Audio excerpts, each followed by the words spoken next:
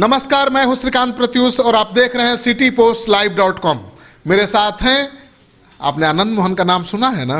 आनंद मोहन एक जमाना था, युवा तुर्क हुआ करते थे और ख़ास तौर पर राजपूत समाज के बहुत बड़े दमदार और धाकड़ नेता हुआ करते थे।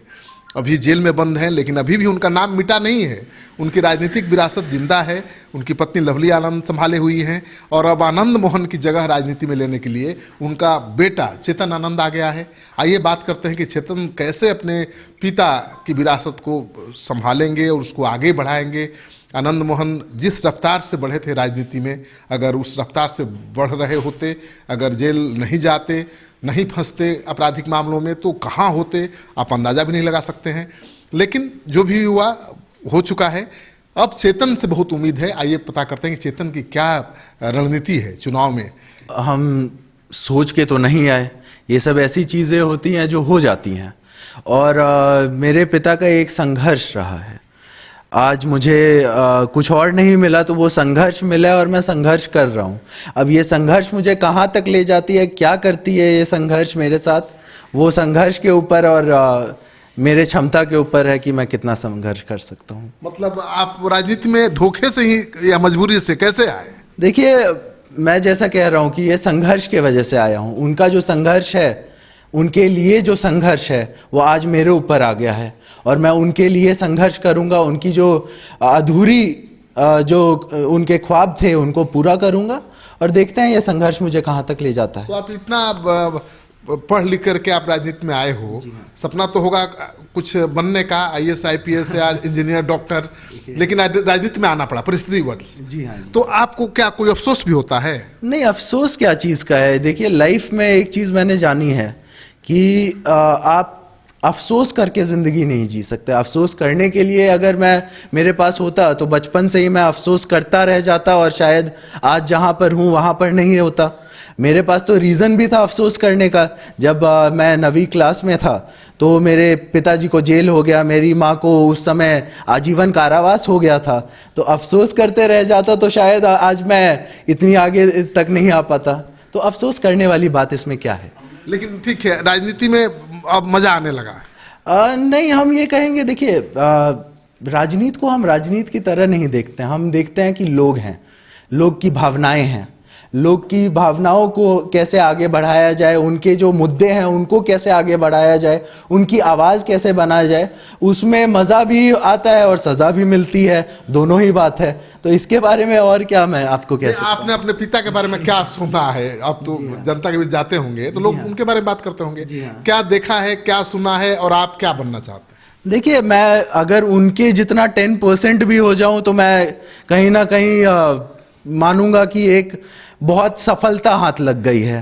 तो मैंने बहुत कुछ सुना है जिस तरीके से उन्होंने, मतलब आज भी हम जब क्षेत्र जाते हैं तो इतने सारे लोग जो आते हैं बोलते हैं कि आपके पापा ने मुझे खून दिया था जब मुझे खून की ज़रूरत पड़ी। ऐसी ऐसी काफ़ी सारी घटनाएं हैं, लेकिन ये एक घटना पे मैं खास करके स्पेसिफाई करना चाहूँगा क्योंकि वो उस समय जब मैं कनेक्ट करता हूँ उन लोगों से कि किस तरीके से उन्हें हेल्प किया गया। एक नेता अपना खून देने के लिए भी तैयार है ज़रूरतमंद को।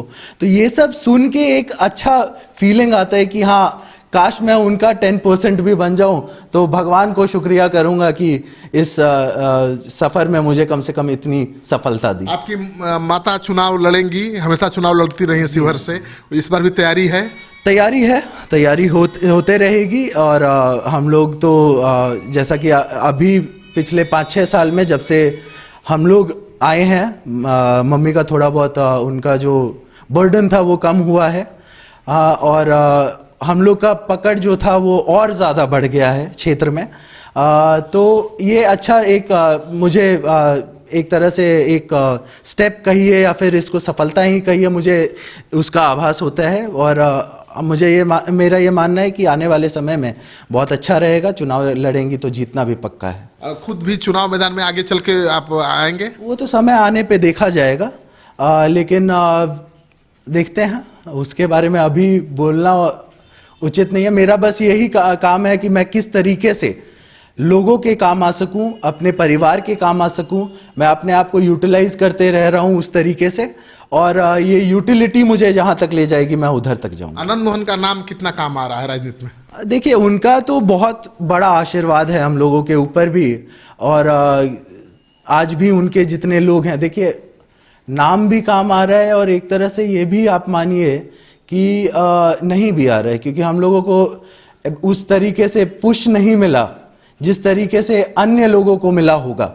हाँ, हमारे फादर जेल में थे, हाँ हम लोगों ने ये सब काम आना नहीं काम आना ये तो छोड़िए, हम लोग तो इसीलिए आए थे कि हमारे जो लोग हैं, जो हम लोग को जैसा फील हुआ जब पापा जेल गए, जब मम्मी भी जेल में थी, तो हम लोगों को फील हुआ जैसे हम लोग के ऊपर से गार्जियनशिप एक उठ गया है।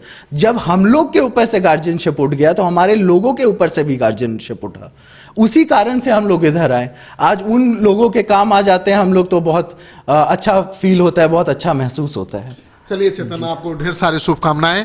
तो आप सुन रहे थे चेतन आनंद को, इनका तेवर भी तो आनंद मोहन वाला ही है। अब देखना यह है कि आनंद मोहन ने जिस ऊंचाई को इतने छोटे से समय में मुकाम हासिल किया था, जिस ऊंचाई को हासिल किया था, उसको हासिल करने में इनको कितना वक्त लगता है। हालांकि काफ़ी तेज़ी से लोकप्रिय हो रहे हैं, लेकिन अभी चुनाव मैदान में उतरेंगे नहीं, अभी तो इनकी माता उतरेंगी। शिवहर से लोकसभा के प्रत्याशी हो सकती हैं वो, उनके बाद इनकी बारी आएगी, और ये अपना शुरुआत विधानसभा से भी कर सकते हैं, क्योंकि उम्र बहुत कम है और लंबा करियर है। आपको अगर चेतन आनंद की बात में दम दिखे, अच्छी लगे इनकी बात, तो दोस्तों के साथ ज़रूर शेयर करिए, और इस तरह से इनका समर्थन भी आप कर सकते हैं। अगर आपने हमारा यूट्यूब चैनल अब तक सब्सक्राइब नहीं किया है तो ज़रूर कर लीजिए। आपका सहयोग समर्थन लगातार मिल रहा है, उसके लिए बहुत बहुत आभार। नमस्कार।